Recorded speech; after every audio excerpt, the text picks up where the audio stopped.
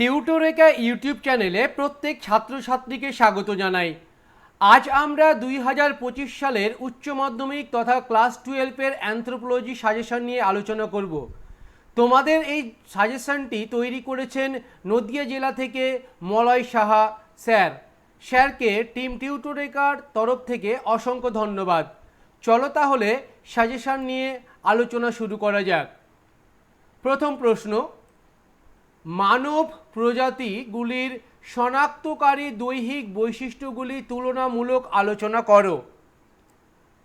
দ্বিতীয় প্রশ্ন, sir H রিসলে অবিভক্ত ভারতের জাতিগত শ্রেণীবিভাগ আলোচনা করো। অথবা ডক্টর শশাঙ্ক শেখর সরকার কর্তৃক ভারতের জনগণের জাতিগত শ্রেণীবিভাগ আলোচনা করো। নেক্সট, টোডা ও গারো জনজাতির অতি প্রাকৃত বিশ্বাস ও আচরণ আলোচনা করো। অথবা টোডা উপজাতির অর্থনৈতিক জীবন সম্পর্কে সংক্ষেপে আলোচনা করো। নেক্সট, জাতি বর্গীকরণে কেশ অথবা ত্বক বর্ণের গুরুত্ব আলোচনা করো।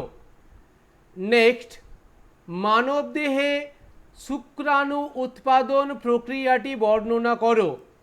তোমরা অবশ্যই খাতায় প্রশ্নগুলি লিখে নাও এবং এই প্রশ্নগুলি যদি তোমরা টেস্ট পরীক্ষা এবং ফাইনালের জন্য প্রস্তুত করো তাহলে অবশ্যই তোমরা পরীক্ষায় কমন পাবে। আর একটি কথা, তোমাদের এর পরেও একটা ফাইনাল সাজেশন দেওয়া হবে, তাই ফাইনাল সাজেশনটি পেতে তোমরা এক্ষুনি চ্যানেলটিকে সাবস্ক্রাইব করে রাখো। পরবর্তী প্রশ্নটি হল, মানব বৃদ্ধির বিভিন্ন পর্যায়গুলি সম্পর্কে আলোচনা করো। নেক্সট, মানব পরিবারের সংজ্ঞা দাও, পরিবারের কার্যাবলী বর্ণনা করো। নেক্সট, ইউজেনেসিস কি, মানুষের ক্ষেত্রে এই পদ্ধতি আলোচনা করো। নেক্সট, অথবা অ্যালবিনিজম কি, মানুষের ক্ষেত্রে এর বংশানুসরণ পদ্ধতি আলোচনা করো। নেক্সট, সর্বাত্মকবাদ ও সর্বপ্রাণবাদ সম্পর্কে সংক্ষেপে আলোচনা করো। জাদু ও ধর্মের মধ্যে পার্থক্য কি। নেক্সট, সমাজ কাকে বলে, সমাজের বিভিন্ন বৈশিষ্ট্য সম্পর্কে সংক্ষেপে আলোচনা করো। নেক্সট, অথবা পশুচারণকারী উপজাতি সমাজের বিভিন্ন বৈশিষ্ট্যগুলি সম্পর্কে আলোচনা করো। Next, SM. সরকার কর্তৃক জাতি শ্রেণী বিন্যাসটি বর্ণনা করো। অথবা জাতি বর্গীকরণে এ বি ও রক্তবর্ণের গুরুত্ব আলোচনা করো। নেক্সট, ককেশীয় অথবা নিগ্রোয়েড জাতির দেহগত বৈশিষ্ট্যগুলি আলোচনা করো।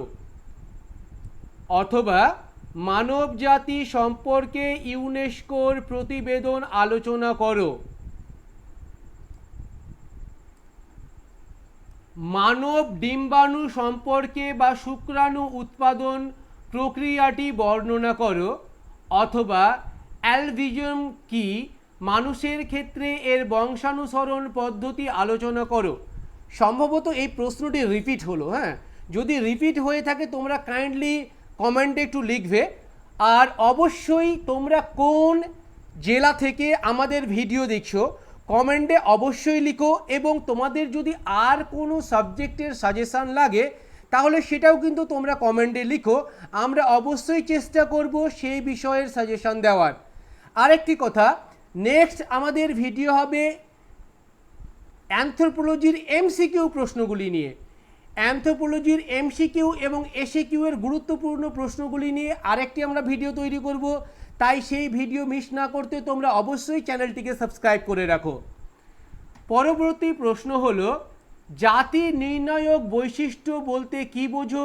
মানব জাতি সম্পর্কিত 1952 সালের ইউনেস্কো এর প্রতিবেদনটি সংক্ষেপে আলোচনা করো। অথবা ধবলন্ত কি, এটি কিভাবে মেন্ডেলের বংশগতির সূত্র অনুসরণ করে বর্ণনা করো। নেক্সট, উপজাতি বলতে কি বোঝো? ভারতের একটি পশুপালক উপজাতির অর্থনৈতিক জীবন সম্পর্কে সংক্ষেপে আলোচনা করো। নেক্সট, অথবা স্থানান্তর কৃষিকার্যের সঙ্গে যুক্ত একটি ভারতীয় উপজাতির উদাহরণ দাও। নেক্সট, উপজাতিদের বস্তু সাংস্কৃতিক অভিযোজন সম্পর্কে আলোচনা করো। উপজাতিদের বস্তু সাংস্কৃতিক অভিযোজন সম্পর্কে আলোচনা করো। অথবা জাত ব্যবস্থা বলতে কি বোঝো? হিন্দুদের জাত ব্যবস্থার প্রধান বৈশিষ্ট্যগুলি আলোচনা করো। তোমরা যদি এই কটি প্রশ্ন ভালোভাবে প্রস্তুত করে নাও, এর প্রশ্ন এবং উত্তরগুলো যদি ভালোভাবে প্রস্তুত করে নাও, তাহলে তোমরা টেস্ট এবং ফাইনালে অবশ্যই কমন পাবে। আর ফাইনাল পরীক্ষার আগে তোমাদের একটি শর্ট সাজেশন দেওয়া হবে, তাই তোমরা অবশ্যই চ্যানেলটিকে সাবস্ক্রাইব করে রাখবে। আর তোমরা এছাড়া আর কোন কোন বিষয়ের সাজেশন চাইছো সেটি কমেন্টে লিখবে। তোমাদের কমেন্টের আশায় থাকলাম। ভিডিওটি ভালো লাগলে অবশ্যই একটি লাইক করবে। Thank you.